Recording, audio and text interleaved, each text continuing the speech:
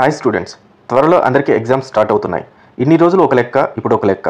మీరు కష్టపడి చదివిన దానిని ఎలా ఎగ్జామ్లో ప్రజెంట్ చేయాలి, ఎగ్జామ్ ముందు రోజు ఎలా ప్రిపేర్ అవ్వాలి, ఎగ్జామ్ పేపర్లు రాశాక ఏమి చేయాలి అని వివరిస్తూ 9 సూత్రాలు చెప్తున్నాను.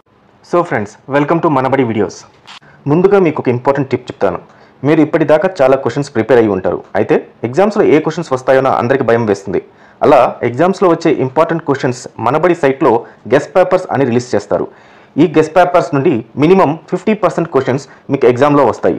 ఈ పేపర్ను ఎక్స్పర్ట్స్ రాస్తారు. 10 years నుంచి ఎవ్రీ ఇయర్ ఈ పేపర్స్ని ఆన్లైన్లో పెట్టడం జరుగుతుంది. సో ఈ పేపర్స్ను డౌన్లోడ్ చేసుకుని ఎక్కువ స్కోర్ చేయండి. డిస్క్రిప్షన్లో దీని లింక్ ఇస్తాను, చూడండి. So coming to our 9 principles. So మన ఫస్ట్ టిప్, ముందు రోజు చదవకండి. ఎస్, మీరు విన్నది నిజమే. ముందు రోజు రాత్రి 9ంటికి మీరు చదవటం ఆపేయాలి. ఎగ్జామ్ గురించి ఆలోచించకండి. మీకు నచ్చిన వీడియో ఆర్ మ్యూజిక్ వినండి, రిలాక్స్ అవ్వండి. దీనివల్ల మీకు ఎగ్జామ్లో మీరు చదివింది గుర్తు రావడానికి 90% ఎక్కువ ఛాన్సెస్ ఉన్నాయి. రిలాక్స్ అవ్వండి అన్నాం కదా అని నైట్ అంతా వీడియోస్ ఆర్ మూవీస్ చూడకూడదు. ఒక 30 minutes to 1 hour మాత్రమే మిమ్మల్ని మీరు డైవర్ట్ చేసుకోండి. దెన్ హ్యాపీగా 8 hours నిద్రపోండి. పొద్దున్నే ఫ్రెష్ అయ్యి లైట్గా బ్రేక్ఫాస్ట్ చేసి ఎగ్జామ్ సెంటర్కి వెళ్ళండి. దీనివల్ల మీరు చదివిన ఆన్సర్స్ను ఈజీగా రీకాల్ చేసి 100% ప్రజెంట్ చేయడానికి అవకాశం ఉంటుంది. ఇది నేను చెప్పడం కాదు, reading purpose and working memory capacity అనే రీసెర్చ్ చేసి ఒక థీసిస్ని 2002లో రావడం జరిగింది.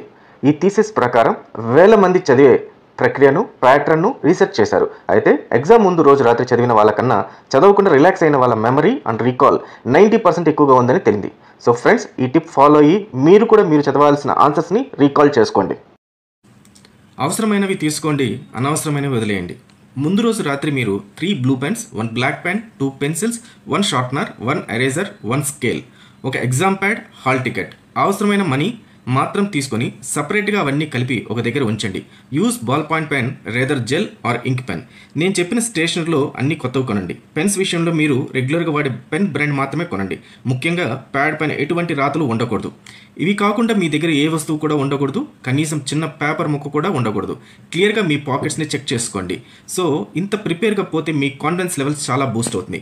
మీ పైన మీకే నమ్మకం వచ్చేస్తుంది. ఏ క్వశ్చన్ అయినా సరే రాసి పడేస్తా అని ధైర్యంగా వెళ్తారు. ఇన్విజిలేటర్స్ ఆర్ ఫ్యాకల్టీని ఎవరిని చూసినా కూడా భయం వేయదు. ఐఎమ్ క్లియర్ అండ్ క్లియర్ అనే ఆ కాన్ఫిడెన్స్ ఉంది చూసారు, అది ఇంకొక లెవెల్. గంట ముందు ఎగ్జామ్ సెంటర్కి వెళ్ళండి. ఇది చాలా ఇంపార్టెంట్. మీకు ఖచ్చితంగా ఎగ్జామ్ సెంటర్ను ఫ్యూ డేస్ బిఫోర్ విజిట్ చేయాలి. బెస్ట్ ట్రాన్స్పోర్ట్ ఫెసిలిటీ ఏదో ప్లాన్ చేసుకోండి. ఎగ్జామ్ సెంటర్స్కు ఎంత స్లోగా వెళ్ళినా కూడా 1.5 hour ముందర ఉండేటట్టు ప్లాన్ చేసుకోండి. ఇన్ కేస్ ట్రావెల్లో ఇబ్బంది వచ్చినా 1 hour ముందే ఎగ్జామ్ సెంటర్కు వెళ్ళిపోతారు. వెళ్ళాక వెంబడే మీ హాల్ ఎక్కడ ఉందో నోటీస్ బోర్డులో పెడతారు, చూసుకోండి. ఇన్ కేస్ మీరు లేట్ అయితే ఆ టెన్షన్ వల్ల ఖచ్చితంగా మీకు బాగా వచ్చిన ఆన్సర్స్ కూడా మర్చిపోతారు. 4th ఇంపార్టెంట్ ప్రిన్సిపల్, ఫ్రెండ్స్తో ఎగ్జామ్ గురించి ఏమీ డిస్కస్ చేయకండి. మీరు చదివిన టాపిక్స్ గురించి చెప్పాల్సిన అవసరం కానీ, వాళ్ళు చదివిన టాపిక్స్ గురించి తెలుసుకోవాల్సిన అవసరం కానీ లేదు. ఇలా సబ్జెక్ట్ గురించి డిస్కస్ చేయడం వల్ల ఏదైనా కొత్త టాపిక్ నేను వింటే మీకు భయం స్టార్ట్ అవుతుంది, ఉన్నది కూడా మర్చిపోతారు. ఇన్ కేస్ ఎవరైనా ఫ్రెండ్స్ టాపిక్స్ గురించి మాట్లాడుతుంటే అక్కడి నుంచి డిప్లొమాటిక్గా మళ్ళీ వస్తా అని చెప్పి వెళ్ళిపోండి. So don't ask or tell anything about subject. ఇప్పుడు నేను చెప్పబోయే ప్రిన్సిపల్ చాలా చాలా ఇంపార్టెంట్, జాగ్రత్తగా వినండి. ఎగ్జామ్ పేపర్ ఎలా వ్రాయాలి. ఎగ్జామ్ పేపర్ అంటే క్వశ్చన్ పేపర్ ఇవ్వగానే ఆన్సర్ స్టార్ట్ చేయకండి. ఆ పేపర్ని థరోగా చదవండి. తర్వాత ఏ సెక్షన్కి ఎంత టైం కేటాయించాలో రఫ్ వర్క్లో వ్రాయండి. నెక్స్ట్ వెరీ షార్ట్ ఆన్సర్స్తో ఆన్సర్ స్టార్ట్ చేయండి. మీకు బాగా వచ్చిన క్వశ్చన్స్ను ముందుగా ఆన్సర్ చేయండి. కంప్లీట్ డీటెయిల్స్తో పూర్తి ఆన్సర్ మిస్టేక్స్ లేకుండా వ్రాయండి. ఇలా ఎగ్జామ్ పేపర్ను గమనిస్తే షార్ట్ ఆన్సర్స్కి సంబంధించిన 1 or 2 ఆన్సర్స్ క్వశ్చన్ పేపర్లోనే ఉంటుంది. సో షార్ట్ ఆన్సర్స్ రాసాక లాంగ్ ఆన్సర్స్ రాయండి. షార్ట్ ఆన్సర్స్ పైన ఎక్కువ టైం స్పెండ్ చేయకండి.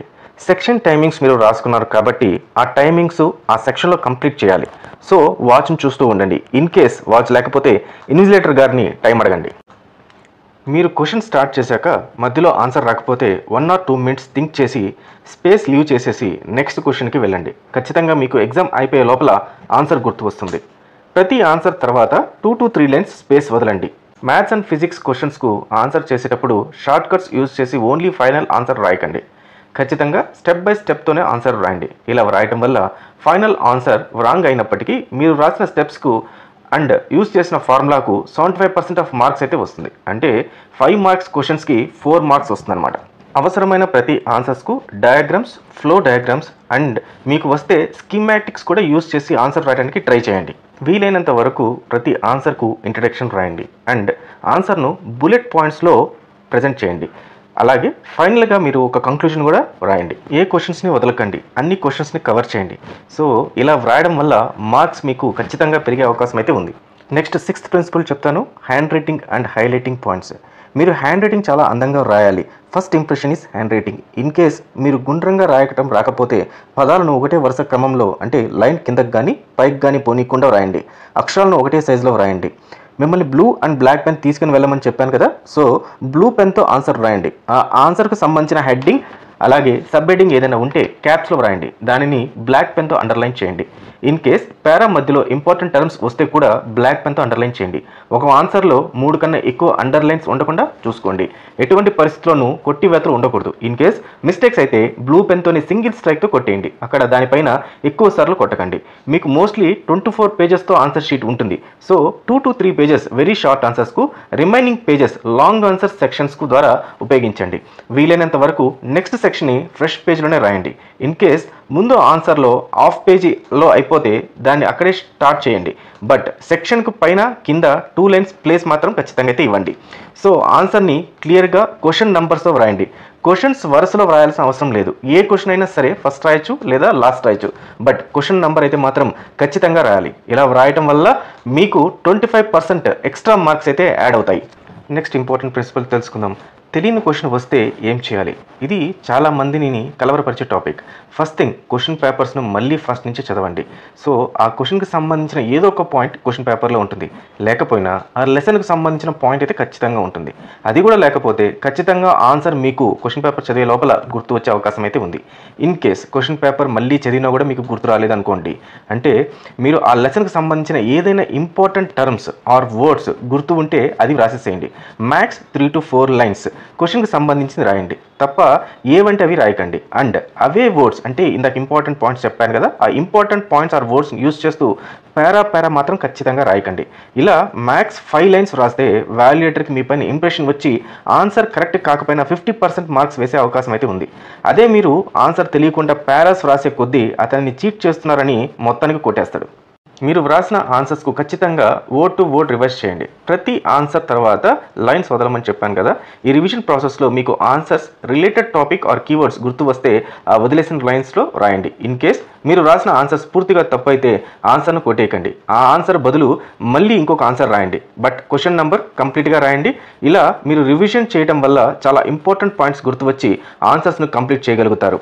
గుర్తుంచుకోండి, ఏ ఆన్సర్ కూడా వదలకూడదు. సో ఇలా రివిజన్ వల్ల మీకు ఖచ్చితంగా 1 or 2 మార్క్స్ యాడ్ ఆన్ అయితే అవుతాయి.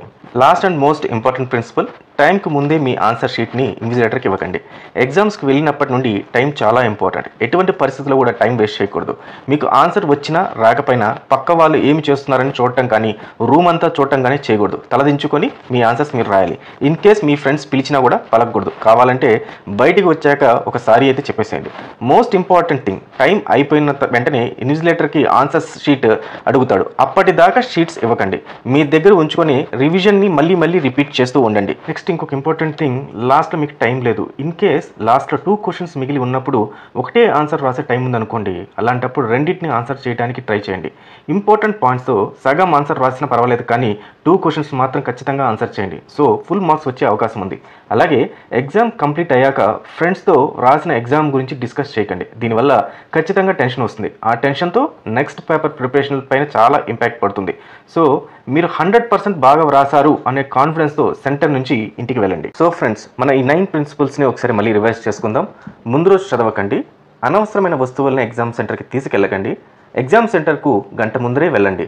పరీక్షా కేంద్రంలో మీ ఫ్రెండ్స్తో టాపిక్స్ని చర్చ చేయకుండా ఉండండి. ముందుగా షార్ట్ ఆన్సర్స్ రాయండి. నీట్గా చక్కగా రాయకపోయినా పర్వాలేదు, కానీ క్రమంలో రాయండి. కొట్టివేతలైతే మానేయండి. తెలియని ప్రశ్నలు వస్తే లెసన్కి సంబంధించిన ఏదైనా ముఖ్యమైన అంశాలు అయితే రాయండి. ఖచ్చితంగా ఆన్సర్ పేపర్ని అయితే లాస్ట్లో రివైజ్ చేయండి. టైంకి ముందే ఇన్విజిలేటర్కి అయితే మాత్రం మీ ఆన్సర్ షీట్ ఇవ్వకండి. సో ఫ్రెండ్స్, ఈ వీడియో మీకు నచ్చింది అనుకుంటున్నాను. అయితే వెంటనే లైక్ చేయండి, షేర్ చేయండి అండ్ కామెంట్ కూడా పెట్టండి. మాకు చాలా ఎంకరేజింగ్గా ఉంటుంది. ఇన్ కేస్ నచ్చకపోయినా సరే కామెంట్ అయితే పెట్టండి. Thank you.